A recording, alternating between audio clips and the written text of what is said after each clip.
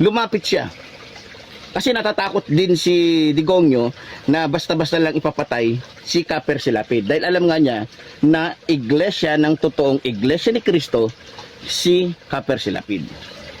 Ngayon, ayon sa ating nakuha na impormasyon, kinausap ni Rodrigo Roa Duterte na kung pwede ibigay yung ulo ni Caper Silapid sa kanya. Dahil masyado nang nabubunyag yung mga sekreto ni Rodrigo Roa Duterte. At masyado na siyang nasasaktan, natatamaan, at tila nabubuksan ang isipan ng karamihang mga Pilipino sa kanyang, yung kaisipan ng mga Pilipino sa kanyang mga sinasabi. So sa madaling salita, hindi nagdalawang isip si Eduardo Manalo na isang Mongoloid na pinuno ng iglesia na kulto ng Diablo na ibigay ang ulo ni Caper Silapid kay Digongyo. Bagamat ito, si Caper Silapid ay totoong iglesia ni Cristo. Mga kababayan at mga kapatid, itutuloy po natin itong ginagawa ni Epifanio Labrador na paninira na direktang gumagawa ng mga kwento na talagang sinisiraan po ang namamahala ng Iglesia ni Cristo. Na ayon sa kanya, mga kababayan, itong si Percy Lapid talagang direktibang inutos daw ni Ka Eduardo Manalo na ipapatay ito, mga kababayan. Pasensya na po sa pamilya po ni Caper Silapid. Alam ko po hanggang ngayon ay nagdaramdam po kayo. Itong pamilya po ni Caper Silapid hanggang ngayon ay nagdadalamhati po sa nangyari sa kanya. Pasensya na po kayo, maitatapik lang natin ito dahil syempre pamamahala na po ang tinitira po ni Epifanio Labrador. Nakikiramay po ako sa inyo. Epifanio Labrador, itong pamilya ni Caper Silapid, baka isumpa ka ng mga ito. Dahil sila ay mga miyembro din ng Iglesia ni Cristo, mga kababayan. Mga kilala ko po ang mga ito. Yung kanyang anak na babae ay nakilala ko yan sa Maynila. Kaya nakakaiyak po na sabihin ng taong ito na si Ka Eduardo Manalo ang utak ng pagpatay kay Caper Silapid. Ituloy pa natin itong ginagawa ni Epifanio, mga kababayan. Bawat itanim nito, mga kababayan at mga kapatid, aanihin ng taong ito. Mag-antay-antay po kayo.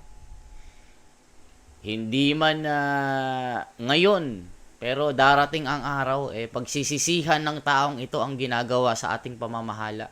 So, ito mga minamahal ko mga kababayan, marami kasi ang nagtatanong kung bakit tahimik ang iglesia ni Manalo nung namatay si Caper Silapid. Bagamat marami at lumalabas sa balita at talaga matibay ng ebidensya ng mga Duterte ang nagpapatay nito. Alam niyo po mga minamahal ko mga kababayan, sa mga nakasubaybay po kay Caper Silapid, kung susubaybayan po ninyo yung lahat ng kanyang mga sinabi, yung lahat ng inilabas niyang mga in-expose niya na mga usapin patungkol po kay Rodrigo Roa Duterte na isa ring Diablo, talagang tinatamaan si Rodrigo Roa Duterte, yung isa ring Mongoloid na matanda na ngayon, na kumbaga ilang araw na lang ipipirmahan na ng bulate, no? So sabi niya, mga kababayan, pati si Pangulong Duterte, yung former president ng Pilipinas, na konti na lang daw ay pipirmahan na daw ng bulate. Kita nyo, mga kababayan, ang bibig nito. At mamaya meron pa siyang tutukuyin. Si General Bantag. Grabe ang taong ito, mga kababayan. Talagang Epifanio Labrador, sisingilin ka ng langit. Maniwala ka. Yung mga bumastos sa pamamahala, hindi nagtagumpay. Mga kilala pa, mga sikat pa. Ikaw kumag ka, isa kang kutong lupa lang. Isa kang garapata sa aso. Yung mga sikat nga nagsisi nagsisi sila sa ginawa nilang pangbabastos sa pamamahala. Ikaw pa kaya nagarapata lang sa aso. Tuloy pa natin, mga kapatid. Alam niyo mga minamahal ko mga kababayan, habang tinitira po ni Binabatikos, ni Kaper Silapid, etong si Digongyo, talagang galit na galit. Kasi tumpak na tumpak kasi, tamang-tama kasi, at totoo kasi yung sinasabi ni Kaper Silapid. Kaya, dahil alam ni Rodrigo Roa Duterte na iglesia, ng totoong iglesia ni Cristo, etong si Kaper Silapid, lumapit siya kay Eduardo Manalo, yung Mongoloid na leader ngayon ng iglesia ng Diablo. Lumapit siya kasi natatakot din si Digongyo na basta-basta lang ipapatay si Kaper Silapid, dahil alam nga niya na Kita nyo mga kababayan, nagpaalam daw si Pangulong Duterte sa pamamahala. Ibig sabihin si Tatay Digong nagbiyahe pa mula Malacanang. Ibig sabihin mga kababayan, nagpaalam daw si Tatay Digong. Nagbiyahe pa siya mula Malacanang hanggang templo para lang ipaalam tungkol kay Percy Lapid. Ituloy natin ang kagaguhan ng taong ito. iglesia ng totoong iglesia ni Cristo, si Kaper Silapid. Ngayon, ayon sa ating nakuha na impormasyon, kinausap ni Rodrigo Roa Duterte na kung pwede ibigay yung ulo ni Kaper Silapid sa kanya. Dahil masyado nang nabubunyag yung mga sikreto ni Rodrigo Roa Duterte. At Isipin mo mga kababayan, nasa itsura ba ni Tatay Digong na magpapaalam pa? Isipin nyo kung gusto ni Duterte na gumawa ng katarantaduhan, gumawa ng mga ganyan, magpapaalam pa ba si Tatay Digong sa pamamahala para lang dyan? Tignan nyo itong taong ito mga kababayan kung paano gumawa ng script. Daig pa niya yung mga direktor sa pelikula kung makagawa ng script ang taong ito. Mga kababayan, ipinagpaalam pa umano ni Tatay Digong para lang yung masamang balak kay Kaper Silapid. Ituloy pa natin ang ginagawa ng taong ito na talagang sukdulan yung kanyang paninira sa pamamahala. Grabe ano? Tado na siyang nasasaktan, natatamaan, at tila nabubuksan ang isipan ng karamihang mga Pilipino sa kanyang, yung kaisipan ng mga Pilipino sa kanyang mga sinasabi. So sa madaling salita, hindi nagdalawang isip si Eduardo Manalo na isang Mongoloid na pinuno ng iglesia na kulto ng Diablo na ibigay ang ulo ni Kaper Silapid kay Digongyo. Bagamat ito, si Kaper Silapid ay totoong iglesia ni Cristo. Bakit? Dahil alam din kasi ni Eduardo Manalo, tong Mongoloid na to, na marami sa mga marami sa mga iglesia ng Diablo na tao ni Eduardo Manalo ang nabigyan ng posisyon. Isa na dyan, yung doon sa costume. Kung maalala ninyo, talamak. Talamak yung pagpasok ng droga na kung saan karamihan ng mga empleyado dito na kasabwat ni Michael Yang at ni Paulo Duterte ay puro mga iglesia ni Manalo na Diablo. Grabe ano? Grabe yung mga ginagawa nito, mga kababayan. Puro iglesia ni Cristo daw yung mga gumagawa ng katarantaduhan sa costume. Yung mga drugs daw. Grabe ano, ang ginagawa nito talagang wala siyang takot na ano na sabihin yung gusto niya eh.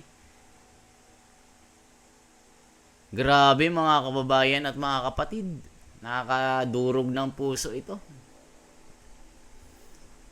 Ay, Diyos ko, ano, Epifanio Labrador. Ano ba ang galit mo kay ano?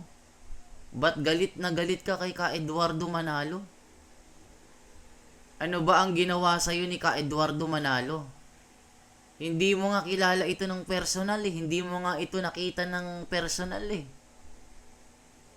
Bakit ganyan yung galit mo sa aming namamahala? Kung makabintang ka eh, kala mo kilalang kilala mo yung tao. Tignan nyo mga kababayan, napapansin nyo yung mga kinakampihan niyang mga tao. Puro ano, puro yung mga sinasabi niya, puro magaganda, puro ano, wala kang marinig na mga kasamaan na ginagawa eh. Pagka hindi niya kakampi at gusto niyang siraan mga kababayan, gusto niyang perahan at gusto niyang gatasan, eh talagang wala siyang takot na sabihin yung iniisip niya eh. Gusto niyang siraan si Sara Duterte, gusto niyang siraan si Tatay Digong, gusto niyang siraan ang buong iglesia. Kasi pagka kinontent niya ang iglesia ni Cristo, malamang maraming manonood sa kanya mga kababayan. Pag hindi niya kinontent ang iglesia ni Cristo, bagsak yung channel niya. Grabe na ang kasamaan ng taong ito. Eh baka akala ng iba, ba't di nyo kasuhan? Mag-antay po kayo. Lalong-lalo na yung mga atat na makasuhan ito. Pinoproseso pa yung mga sinampa dito eh. Meron na ngang existing na kaso ito eh. Meron ng kaso ito na tumatakbo mga kababayan. Dahil sa kasong pagnanakaw, itinakbo niya yung pera ng kanyang mga estudyante. Tapos kung makabintang siya yung mabait, siya yung hindi masama. Tapos yung mga tinitira niya, masamang masama sa kanyang paningin eh. Talagang magaling na direktor itong taong ito. Na mga supremo ng mga sinungaling. Natatakot din si Eduardo Manalo na baka pag nakulong itong mga ito ay wala na siyang kikitain dahil every week malaki ang kinikita niya sa mga ito. Na kung saan siya din ang nag-endorso na ipasok itong mga ito sa costume. So ngayon, sa madaling salita, dahil alam ni Eduardo Manalo na kapag nabuking itong si Digongyo, marami sa mga iglesia ni Manalo ang madadamay. Kung maalala ninyo, nag-imbestiga. Tingnan nyo nag-imbestiga. Nag-imbestiga ang Kamara, nag-imbestiga ang Senado. Noong panahon na iniimbestigahan, etong tungkol kay sino ito? Itong Chinese na dito sa Banban Tarlac. Alice Goo. Okay. So, lumabas doon yung mga pangalan ng mga tao na ayon sa ating pagsusuri ay mga membro ng iglesia ni Eduardo Manalo na Diablo. Diba? So, sa madaling salita, yung mga nangyayari noon na katiwalian, kasabwat dito, yung karamihang membro na ipinasok ni Eduardo Manalo sa iba't ibang mga posisyon at iba't ibang mga departamento ng ating bansa. Ipinasok niya sa pamamagitan ng kanyang paghihingi ng kumbaga pabor kay Rodrigo Roa Duterte na tinulungan nila. So sa madaling salita, hindi nagdalawang isip si Eduardo Manalo na ipapatay si Ka Percy Lapid. Hindi siya nagdalawang isip na ibigay kay Rodrigo Roa Duterte yung ulo ni Ka Percy Lapid dahil hindi lamang si Duterte ang naaapektuhan o pwedeng maapektuhan. Dahil lalabas at lalabas talaga na karamihan sa maiimbestigahan at malalaman mga membro o mga member ng iglesia ni Manalo na kulto na dyablo. So, natakot. Marami sa mga membro ni Eduardo Manalo na kasabwat ni Digongyo sa mga katiwalian noong panahon na yon ang natatakot kasi talagang madadamay sila. So, para tumahimik si Kaper Silapid at hindi na magsalita, nagbayad si Duterte ng taong titira kay Kaper Silapid. At sino kanyang inutusan? Para madali at hindi halata. Dahil nung panahon na yon, si Bantag ay nasa Bucor. Eto. Mga kababayan, dito, isasama niya si Bantag dito dahil Iglesia ni Cristo si General Bantag. Pakinggan natin yung topak ng taong ito, mga kababayan. Grabe ang kanyang paninira. Si Bantag ay kilala natin na kuno ay istrikto katulad ni Bato de la Rosa, nagalit sa droga, etc. etc.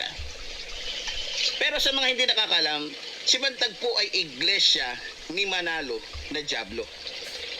Membro siya ng iglesia ni Manalo na dyablo. Hindi po siya membro ng iglesia ni Cristo na tunay. Ang tunay po kasi na iglesia ni Cristo, tulad po kasi na sinasabi, kaya nga po kinaklaro ko, ang tunay po kasi na iglesia ni Cristo, mabait. Mabait, tingnan nyo. Ang tunay na iglesia ni Cristo, mahinahon, hindi marunong magbanta, hindi pumapatay, at lalong hindi mayabang. At lalong hindi mapagmataas. At ang tunay na iglesia ni Cristo ay mapagpatawad.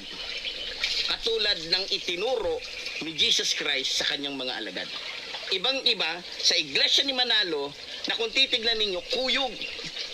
Para silang fraternity. Pag may narinig silang konting ganito, ganyan, gusto ng manakit at pumatay. Kaya nga sabi ko, magkaiba yung iglesia ni Manalo na kulto, na dyablo, sa iglesia na tunay na iglesia ni Cristo. So, kasi marami kasing nagtatanong, sino ba talaga? Sino ba talaga? Ano ba talaga ang pangyayari? Sabi sa akin ng isa sa kaibigan ko, yung ina-expose ko ngayon, dapat ang bibigyan nila dito ng yung ibang vlogger. Ang problema, natatakot sila. Takot sila kasi sabi nga nila, alam naman natin na ang iglesia ni Manalo o ni Eduardo Manalo na Malamang, mga kababayan, merong nag-uutos dito. Tignan nyo, di ba? Merong dapat daw ibibigay sa ibang vlogger kaso di daw nila kaya at takot. So, si Epifanio kasi sabi niya, siya na rin nagsabi, hindi natatakot na kahit sino daw babanggain. Kaya itong taong ito, mga kababayan, kaya niya todo na siraan po ang Iglesia ni Cristo, pati pamamahala na si Ka Eduardo Manalo na kung ano-anong mga paninira na sinasabi niya po, binabayaran po ang taong ito. 'Di ba nabanggit niya? Nahuli niyo po, natumbok niyo po yung sinasabi niya na ayon sa kaibigan niya, dapat sa ibang vlogger daw dapat ibibigay. Yun nga lang, hindi daw nila kaya at talagang takot sila. So, pag sa kanya daw, hindi daw natatakot. Kaya, yung topic na ito, sa kanya daw ibinigay kasi kayang-kaya daw niya ito at talagang kaya daw niyang panindigan. Ibig sabihin, mga kababayan, merong master dito na nag-uutos at binabayaran ang taong ito. Tignan nyo, huling-huli sa kanyang bibig, mga kababayan. Ulitin natin yung sinabi niya. Iglesia ni Manalo na kung titignan ninyo, kuyog. Para silang fraternity. Pag may narinig silang konting ganito, ganyan, gusto ng manakit at pumatay.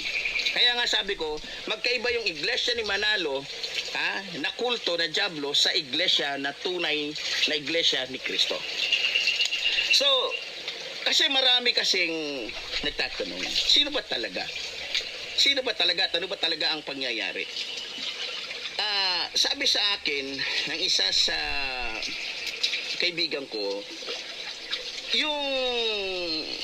yung ina-expose ko ngayon, dapat ang bibigyan nila dito ng yung ibang vlogger. Ang problema, natatakot sila. Takot. Oh, narinig nyo mga kababayan? Dapat daw yung takapik na ito ay sa ibang vlogger na punta. So, yung ibang vlogger takot. Kasi nga, hindi naman totoo kasi ito eh. Epifanio Labrador. Ikaw kasi, sinapalan yung mukha mo ng pera, ng salapi. Kaya, ginagawa mo itong paninirang ito sa Iglesia ni Cristo. 'Di ba? Epifanio Labrador, ano ba ang galit mo sa Iglesia ni Cristo at pamamahala? Bakit nagagawa mo ito? 'Di ba mga kababayan? Ano ba yung pinagmumulan ng kanyang ng galit? Ibig sabihin mga kababayan, ang pinagmulan at ugat nito ay pera lang, para lang magkapera siya at kumita siya ng pera. Isipin nyo, iba pa yung kita niya dito na views at yung ibinabayad sa kanya ng master niya. Ibig sabihin, may mga boss ito na nag-uutos para siraan po ang Iglesia ni Cristo. 'Di ba? Ang dami niyang binabanggit sa mga vlog niya, mga politiko, may pinapasalamatan pa siya. 'Di ba mga kababayan? Binabanggit niya sa vlog niya kung sino yung mga tumutulong sa kanya. Tignan niyo, huling-huli sa bibig niya mga kababayan. May nag-uutos dito. Binabayaran ang taong ito, kaya todo pasikat ito. Gusto niyong sumikat. Gusto niyong kumita ng pera. Pero yung paninira mong yan, Epifanio Labrador, mag-antay-antay ka lang. Mahuhuli ka din ng mga pulis. Yung mga warrant of arrest mo na ikinaso sa'yo ng mga kapatid ay malapit ng lumabas at humanda ka na. Dahil ang mga kapatid ay punong-puno na sa'yo. Punong-puno na kami. Dahil mananagot ka sa batas. Isipin mo, direktahang sabihin mo na si Ka Eduardo Manalo ang nag-utos o yung chain of command na pumaslang ng tao na si Ka Percy Lapid, si Ka Eduardo yung mastermind. Tapos ginamit niya ibig sabihin, hiningi daw ni Duterte ang ulo ni Ka Percy Lapid. Tapos nung sinabi ni Ka Eduardo daw, ayun, ibinigay daw. Tapos si Duterte na daw yung bahala. O, tignan nyo. Ang ginamit na kasangkapan, si Bantag daw. General Bantag. Di ba mga kababayan, meron nang nahuli na mga person of interest sa kaso ni Ka Percy Lapid. Di ba nahuli at nakulong ang mga ito? Wala na kasi akong update mga kababayan Pero balita ko, nahuli na ang mga ito. Kasi itong tinapik ni Epifanio Labrador, ito very, ito mga kababayan, buhay ng tao yung pinag-uusapan dito. Ano na ang sasabihin ng mga pamilya ni Ka Percy? Ang pamilya ni Ka Percy, mga masisiglang kaanib yan sa Iglesia ni Cristo. At sumusunod po yan sa pamamahala. Isang law-abiding citizen ang mga pamilya ni Ka Percy. Hindi gaya mo, Epifanio, na yung mga kareliyon mo, yan din yung mga gumawa ng kasalanan kay Ka Percy Lapid. Na yung mga binibintang mo, gawa-gawa mo lang. Kaya, Epifanio Labrador, itong ginawa mong ito, yung mga kapatid nanggigigil na sa'yo. Mga tao lang din sila. Mga tao lang din kami na nagagalit. Hindi ibig sabihin galit na kami, gagawa na kami ng masama. Pinapanalangin na lang namin na yung ginagawa mo sa pamamahala, langit na ang humusga. Magpakasaya ka pa, Epifanio Labrador, sa ginagawa mo. Lahat ng lumaban na wala sa katwiran na lumapastangan sa namamahala ng Iglesia ni Cristo ay pinaporosahan po ng langit, Epifanio Labrador. Tandaan mo ito. Isusumpa ka ng langit. Tandaan mo ito, Epifanio Labrador. May hangganan yung ginagawa mo. Kaya mga kababayan at mga kapatid, kayo na ang humusga. Hindi ko na sana itatapik ito nung nakita ko nasasaktan po ako mga kababayan at mga kapatid.